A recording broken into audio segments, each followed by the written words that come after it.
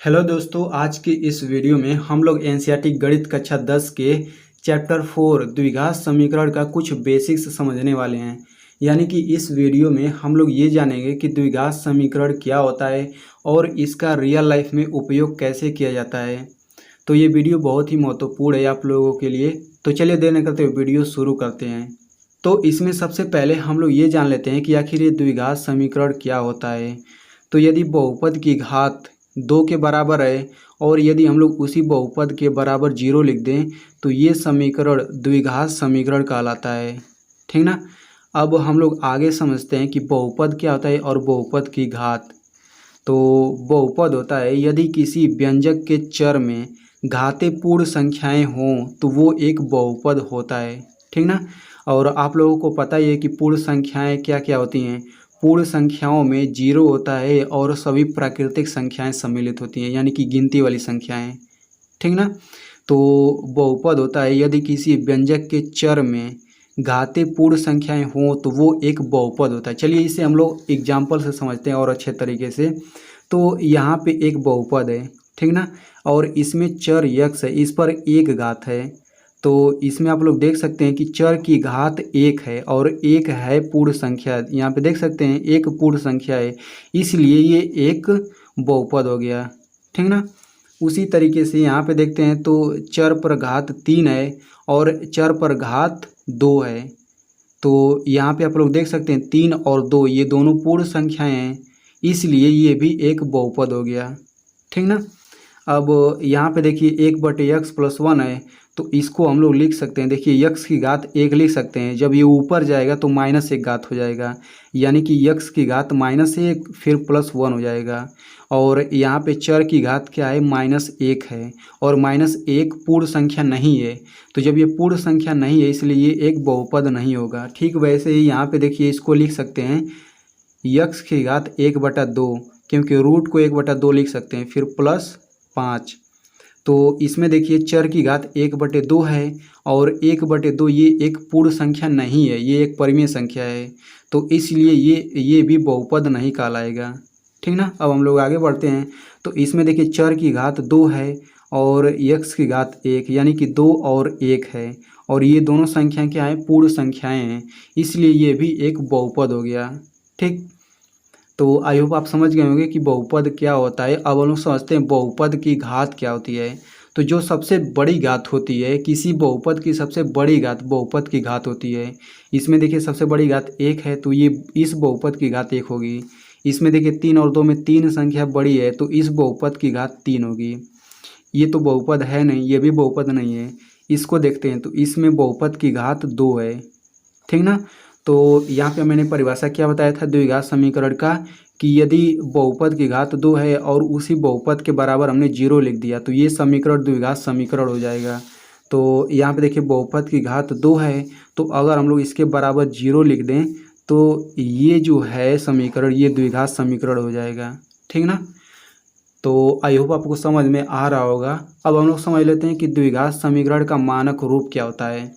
तो द्विघात समीकरण का मानक रूप होता है ax² + bx + c = 0। इसमें a b c वास्तविक संख्याएं होनी चाहिए और इसमें a का मान 0 के बराबर कभी भी नहीं होना चाहिए। ठीक ना। b और c का मान 0 हो सकता है लेकिन a का मान 0 नहीं होना चाहिए। अगर a का मान 0 हो गया तो ये द्विघात समीकरण नहीं रह जाएगा। ठीक ना। अब हम लोग समझ लेते हैं कि द्विघात समीकरण का रियल लाइफ में उपयोग कैसे किया जाता है। तो यहाँ पे एक आयताकार खेत है और अगर मुझे इसमें एक घर बनवाना है और मुझे ये देखना है कि उस घर का लंबाई जो है चौड़ाई की अपेक्षा, यानी कि चौड़ाई के दोगुने से 1 मीटर अधिक होना चाहिए और उसका क्षेत्रफल 300 मीटर स्क्वायर होना चाहिए। तो इस घर का चौड़ाई x मीटर हो जाएगा और लंबाई क्या हो जाएगा 2x + 1 मीटर। तो इसका क्षेत्रफल निकालेंगे, लंबाई गुणे चौड़ाई बराबर 300, क्योंकि 300 दिया गया है। तो इसको हल करेंगे तो 2x², फिर x का गुणा करेंगे तो x, और इसको पक्षांतर कर देंगे तो ये हो जाएगा 2x² + x - 300 = 0। तो यहाँ पे आप लोग देख सकते हैं ये एक द्विघात समीकरण है। ठीक ना।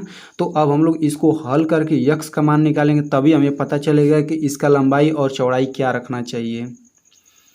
तो इस तरीके से इसका रियल लाइफ में उपयोग होता है। चलिए हम लोग दूसरा एग्जाम्पल भी समझ लेते हैं।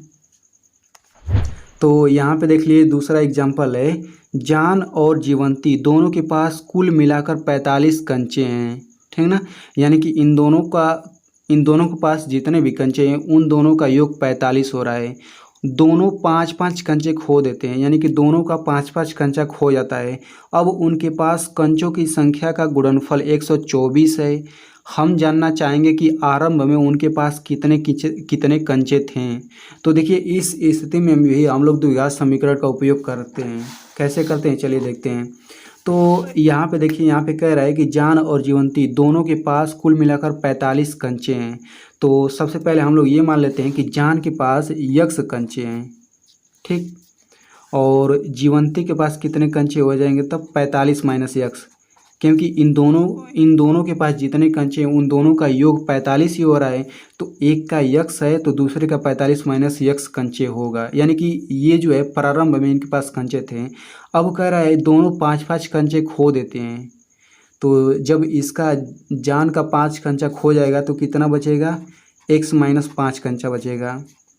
उसी तरीके से जीवंती का भी 5 कंचा खो जाता है, यानी कि इसके पास बचेगा 45 माइनस यक्स माइनस 5, तो ये हो जाएगा 40 माइनस यक्स।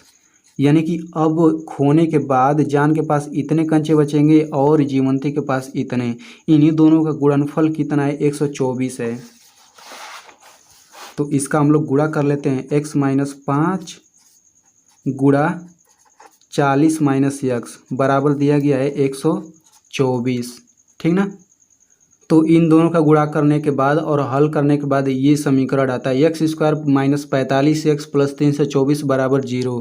तो आप लोग देख सकते हैं कि ये भी एक द्विघात समीकरण है। अब हम लोग इसको हल करके यक्स का मान निकालेंगे तभी पता चलेगा कि प्रारंभ में उन दोनों के पास कितने कंचे थे। तो इस तरीके से द्विघात समीकरण का रियल लाइफ में उपयोग किया जाता है। तो दोस्तों आई होप आपको ये वीडियो बहुत ही अच्छे से समझ में आया होगा। तो अगर आप ऐसे ही कक्षा 10 के मैथ को सरल तरीके से पढ़ना चाहते हैं तो आप मेरे चैनल को सब्सक्राइब कर सकते हैं।